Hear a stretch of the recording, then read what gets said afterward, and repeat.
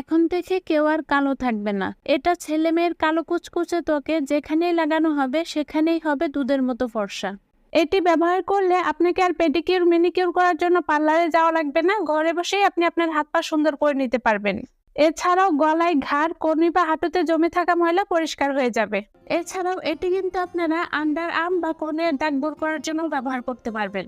আর এই রেমেডিটি কিন্তু ছেলে এবং মেয়েরা সবাই ব্যবহার করতে পারবে। অল্প বয়সীরাও ব্যবহার করতে পারবেন। যাদের এই গলা ঘাড়ে কালো দাগ হয়ে গেছে সবাই এটি ব্যবহার করতে পারবেন। আপনি যদি আপনার গলা ঘাড়ের ময়লা তুলে গলা ঘাড়কে অনেক বেশি সুন্দর করতে চান, তাহলে আমি যে রেমেডিটি তৈরি করে দেখাচ্ছি এই রেমেডিটি তৈরি করে ব্যবহার করুন। তো এই রেমেডিটি কিভাবে তৈরি করতে হবে এবং কিভাবে ব্যবহার করতে হবে চলুন দেখে নেওয়া যাক। রেমেডিটি তৈরি করার জন্য আমাদের প্রথমেই লাগবে টুথপেস্ট কালো জায়গা সাদা করে এবং ট্যান দূর করে।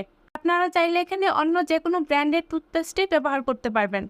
অল্প পরিমাণে টুথপেস্ট আমি এখানে দিয়ে নিলাম। আমরা কিন্তু এখানে আরেকটা উপাদান অ্যাড করে দেব, আর সেই উপাদানটি হচ্ছে কফি। আমাদের ত্বকে উজ্জ্বল ফর্সা করতে যতগুলো উপাদান খুবই কার্যকরী তার মধ্যে কফি একটি অন্যতম উপাদান। খুব বেশি কিন্তু নয়, জাস্ট 1 চামচ পরিমাণ কফি অ্যাড করলেই হয়ে যাবে। এরপর আমরা অ্যাড করে দেব অল্প পরিমাণে ইনো। বেকিং এর ক্ষেত্রেও যেমন এই ইনো কাজে লাগানো যায়, তেমনই কিন্তু রূপচর্চার ক্ষেত্রেও এটি দারুণ কাজ করে থাকে। এটি ত্বকের পিএইচ বজায় রাখে এবং ত্বকের আর্দ্রতা ধরে রাখতে সাহায্য করে। এরপর আমরা এখানে যে উপাদানটি অ্যাড করে দেব সেটি হচ্ছে লেবু। লেবুর রসকে বলা হয় ন্যাচারাল ব্লিচ। লেবুর রসে থাকা ভিটামিন সি ত্বকে উজ্জ্বল ফর্সা করতে অনেক বেশি সাহায্য করে। এছাড়া ত্বকের দাগ ছোপ দূর করতেও সাহায্য করে। এখানে আমাদেরকে 1 চামচের মতো লেবুর রস অ্যাড করতে হবে। আরেকটু উপাদান অ্যাড করে দেব, সেই উপাদানটি হচ্ছে চালের গুঁড়া। ত্বক থেকে বয়সের ছাপ দূর করতে, বলিরেখা দূর করতে চালের গুঁড়া কিন্তু খুবই কার্যকরী একটি উপাদান। মোটামুটি 2 চামচের মতো চালের গুঁড়া নিয়ে নেব। এরপর আমরা নিয়ে নিচ্ছি কাঁচা দুধ। কাঁচা দুধ ত্বকের জন্য খুবই উপকারী একটি উপাদান। এটি ত্বকের কালো দাগ, পিগমেন্টেশন এবং মেস্তার দাগ দূর করে।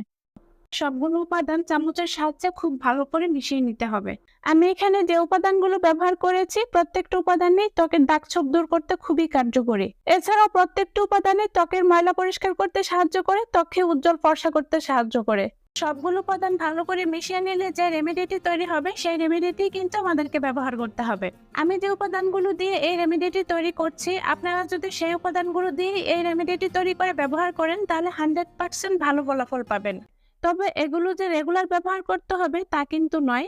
আমি আপনাদেরকে যেভাবে ব্যবহার করতে বলবো আপনারা যদি সেভাবে ব্যবহার করেন তাহলে আপনারা খুবই ভালো ফলাফল পাবেন। আপনাদের হাত, পা, গলা, ঘাড়ের দাগ 1 নিমিষেই উঠে যাবে। তো আমাদের কিন্তু রেমেডিটি তৈরি হয়ে গিয়েছে। এবার এটি কিভাবে আপনারা ব্যবহার করবেন জানিয়ে দিচ্ছি। এটি আপনারা আপনাদের হাত, পা বা গলা, ঘাড়ের কালো জায়গাগুলোতে খুব ভালো করে লাগিয়ে নেবেন। এক্ষেত্রে আপনারা চাইলে রেমেডিটি লেবুর খোসার উপর নিয়ে তারপর লেবুর খোসার সাহায্যেও অ্যাপ্লাই করতে পারবেন। এতে রেমেডিটি আরো দ্রুত কাজ করবে। তো ভালো করে লাগিয়ে নেওয়ার পরে 5 মিনিট পর্যন্ত ত্বকটা ঘুরিয়ে ঘুরিয়ে ম্যাসাজ করবেন। এভাবে করে যদি আপনারা 5 মিনিট পর্যন্ত ঘষেন তাহলে আপনারা দেখবেন গলা, ঘাড় বা হাত পায়ে জমে থাকা ময়লা খুব সহজে উঠে যাচ্ছে। এরপর 5 মিনিট পর যখন আপনারা পানি দিয়ে ধুয়ে নেবেন তখন আপনারা দেখবেন আপনাদের গলা, ঘাড়ের ময়লা একদম পরিষ্কার হয়ে গেছে, অনেক বেশি সুন্দর হয়ে গেছে। কারণ এটি অত্যন্ত কার্যকরী একটি রেমেডি। সপ্তাহে 1 থেকে 2 দিন এটি ব্যবহার করবেন। আর এটি গোসল করার আগে ব্যবহার করলে ভালো হবে, তবে আপনারা যে কোনো সময় ব্যবহার করতে পারবেন। আপনারা যদি আপনাদের গলা, ঘাড় বা হাত পাকে সুন্দর করতে চান, গলা, ঘাড়ের ময়লা পরিষ্কার করতে চান, তাহলে অবশ্যই এই রেমেডিটি ব্যবহার করুন। আশা করি আমার ভিডিওটি দেখার পর আপনারা এটি তৈরি করবেন এবং ব্যবহার করবেন। তো আশা করি আমার আজকের ভিডিওটি ভালো লেগেছে। ভালো লাগলে অবশ্যই ভিডিওটিতে লাইক দিয়ে দিবেন, ভিডিওটি শেয়ার করে দিবেন। আর পৃথিবীর কোন প্রান্ত থেকে ভিডিওটি দেখছেন অবশ্যই কমেন্ট করে জানাবেন। এতক্ষণ ধরে ভিডিওটি দেখার জন্য অনেক অনেক ধন্যবাদ। আল্লাহ হাফেজ।